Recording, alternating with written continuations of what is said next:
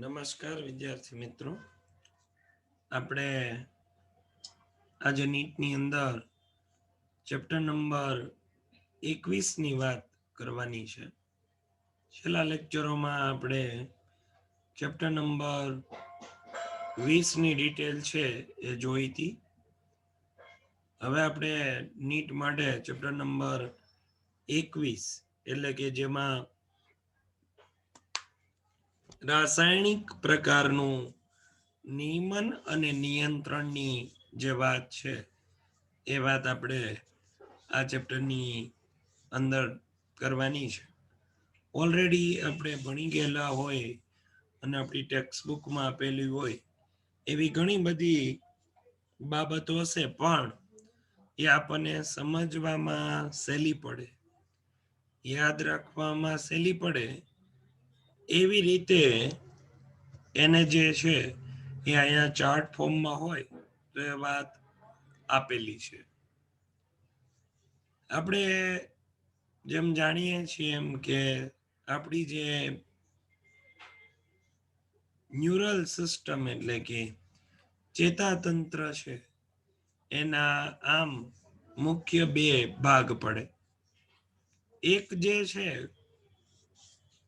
એ CNS તરીકે ઓળખાય છે, એટલે કે સેન્ટ્રલ ન્યુરલ સિસ્ટમ તરીકે, જેને આપણે ગુજરાતીમાં મધ્યસ્થ ચેતાતંત્ર તરીકે ઓળખીએ છીએ, જેની અંદર મગજ અને કરોડરજ્જુ આ બે મુખ્ય અંગ તરીકે સમાવિષ્ટ છે.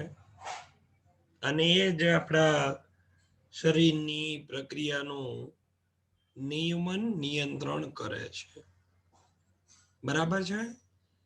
એવું જ એક બીજી સિસ્ટમ છે જેને કહેવાય PNS એટલે કે પરિઘવર્તી ચેતાતંત્રની એ વાત છે.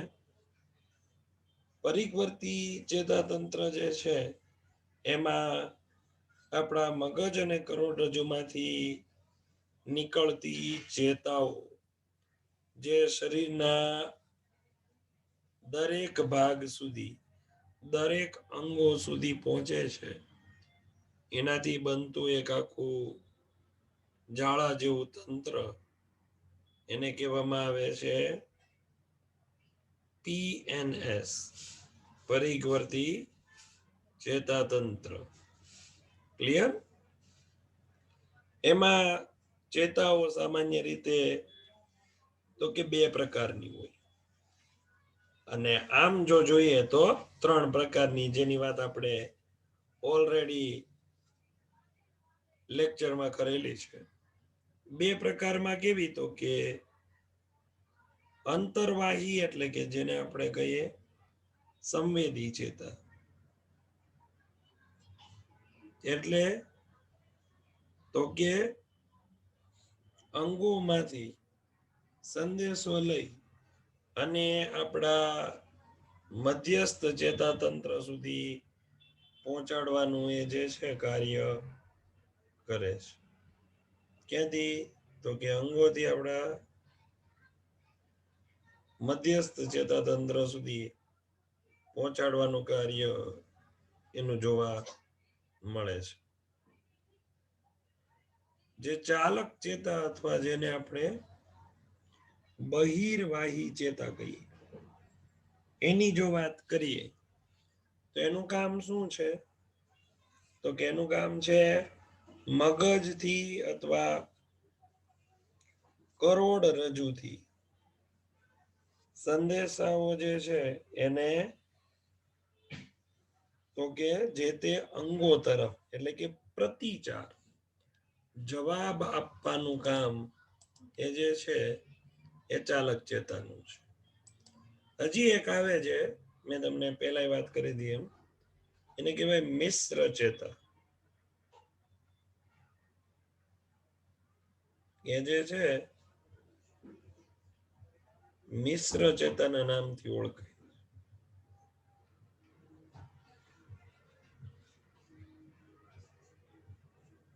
બરાબર?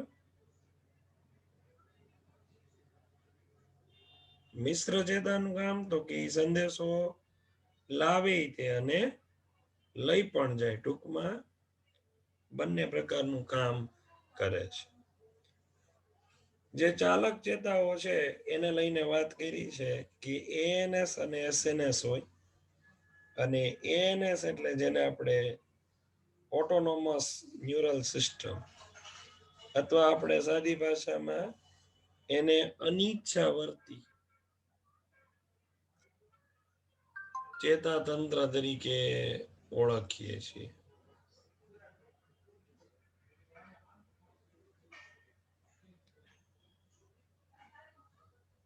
અને આ ચેતાતંત્ર કેવું છે તો કે આપણી મગજ અને કરોડરજ્જુની જાણ બહાર પેલા પ્રતિચાર આપી દે, પછી આપણા મગજ અથવા કરોડરજ્જુને જે છે એ જાણ થતી હોય છે. એના કામ લીવર અને બ્રેક જેવા છે. એટલે કે એમાં ઓપ્શન આવે અનુકંપી અને પરાનુકંપી. આવા બે ઓપ્શન્સ જોવા મળે છે, અનુકંપી અને પરાનુકંપી. એના વિશે આપણે જાણીએ છીએ કે અનુકંપી છે એ વેગ વધારવાનું કામ કરે, અને પરાનુકંપી વેગ સામાન્ય કરવાનું અથવા તો પ્રક્રિયાના જે કઈ રિએક્શન છે એને નોર્મલ કરવાનું કામ કરે.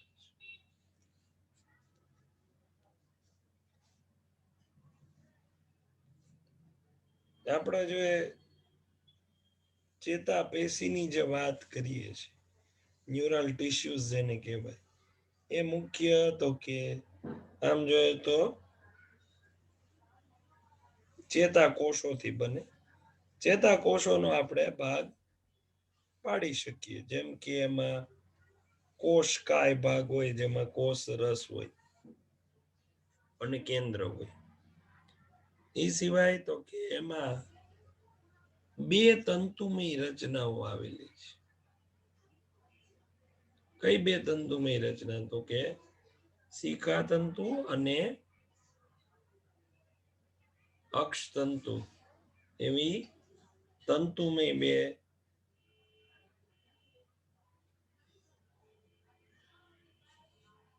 રચનાઓ છે એ જોવા મળે છે.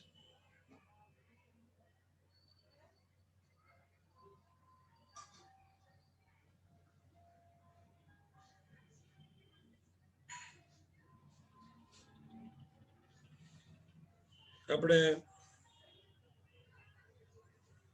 બીજી એક વાત કરી હતી કે જે મગજ અને કરોડરજ્જુ છે એમાં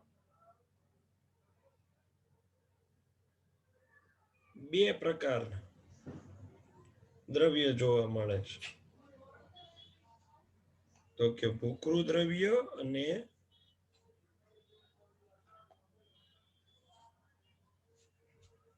શ્વેત દ્રવ્ય. ભૂખરું દ્રવ્ય અને શ્વેત દ્રવ્ય. ભૂખરું દ્રવ્ય એટલે કે જેને આપણે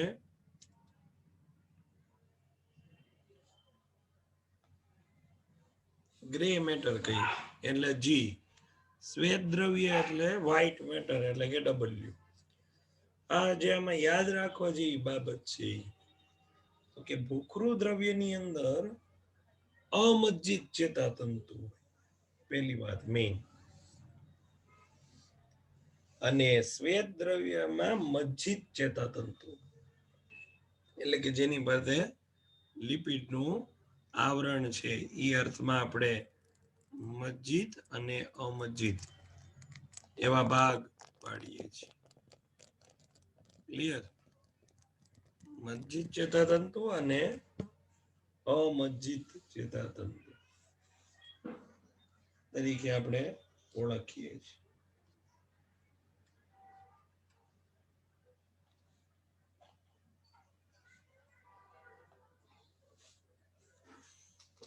હવે આમાં જે યાદ રાખવા જેવું છે તો કે જે મસ્તિષ્કની રચના છે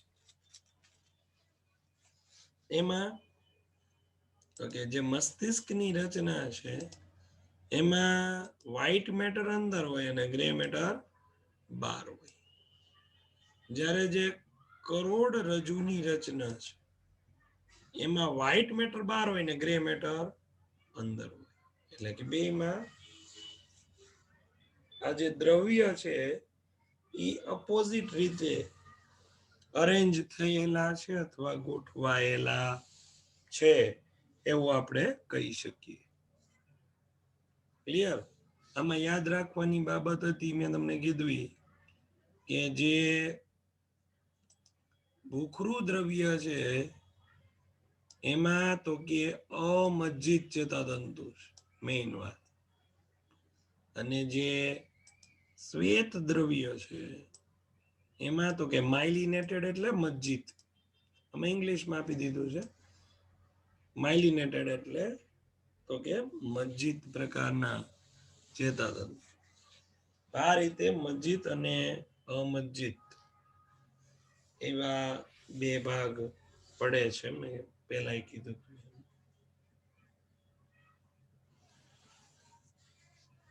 આ યાદ રાખવાનું. અને આ બંને દ્રવ્ય અપોઝિટ હોય છે. ક્લિયર?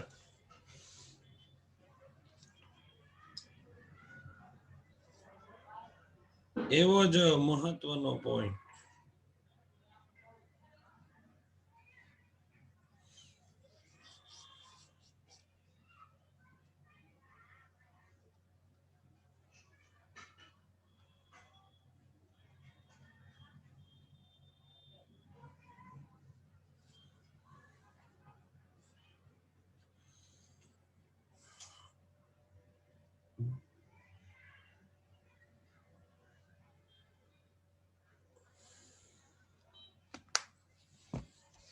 તો કે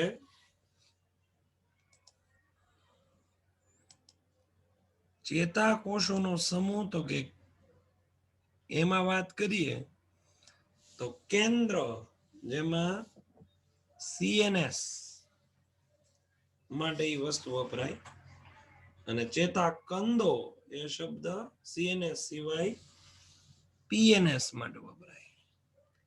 ચેતાકોષોનો સમૂહમાં કેન્દ્ર ભાગે જે સમૂહ છે ત્યાં શું રચના આવેલી છે? તો કે એકચ્યુઅલમાં એ મગજ અને કરોડરજ્જુની રચના છે. અને જે ચેતાકંદોની એટલે કે નાની નાની ચેતાઓની બનેલી ગાંઠ જેવી રચના, જેને ચેતાકંદ કહેવાય, એની વાત કરીએ તો CNS સિવાય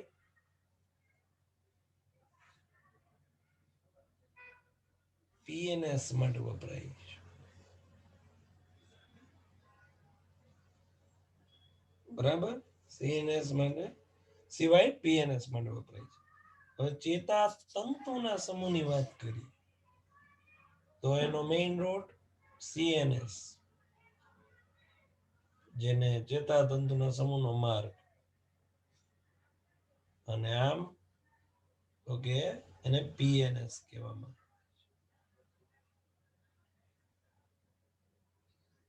ક્લિયર?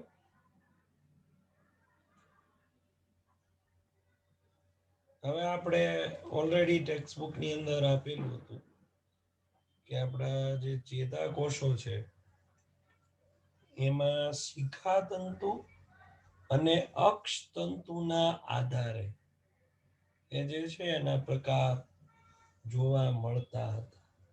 કોના આધારે?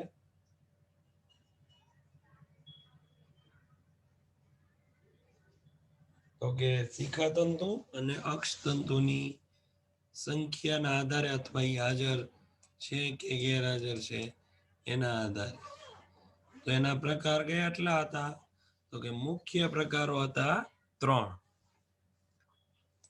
એક ધ્રુવીય, દ્વિધ્રુવીય અને બહુધ્રુવીય. એક ધ્રુવીય ચેતાકોષ કેવો હોય? તો કે જેમાંથી એક જ પ્રવર્ધ હોય, જેમાં સામાન્ય રીતે શિખાતંતુ હોય જ નહીં, અક્ષતંતુ એટલે કે ચેતાક્ષ જોવા મળે.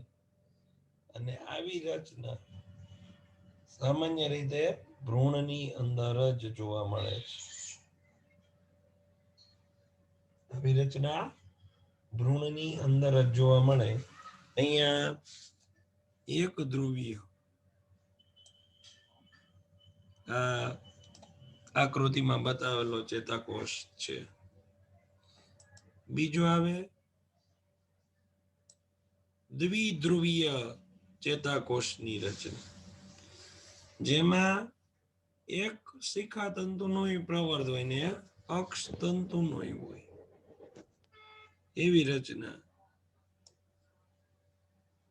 અને આવા કોષો ફક્ત આપણા નેત્રપટલની અંદર, આપણી આંખની રચનામાં જ જોવા મળે, બીજે ક્યાંય જોવા મળતા નથી.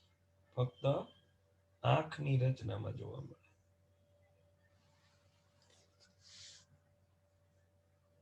આ ઉદાહરણ ખાસ યાદ રાખજો, MCQમાં પૂછાય છે.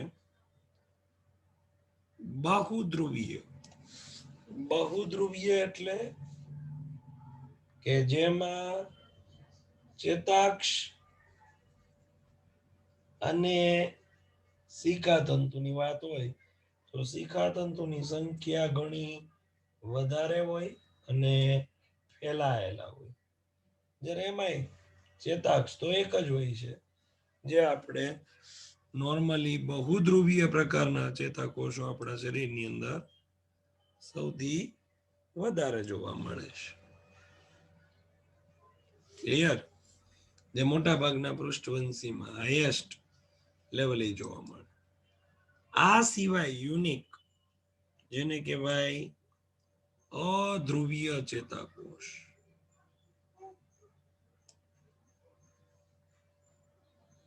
એટલે તો કે આ સામાન્ય રીતે જે ચેતાકોષની રચના છે એવી રચનાની હોતી નથી. એમાં નથી શિખાતંતુ કે નથી અક્ષતંતુ. એટલે ઉર્મિ વેગ છે એ બધી દિશામાં ફેલાય, પણ આવું માણસમાં હોય નહીં. આ પ્રકારે હાઇડ્રા જેવા પ્રાણીઓમાં અને નેત્રપટલની અંદર આવેલા એમાક્રાઇન પ્રકારના વિસ્તારમાં આ પ્રકારના અધ્રુવીય ચેતાકોષ જોવા મળે.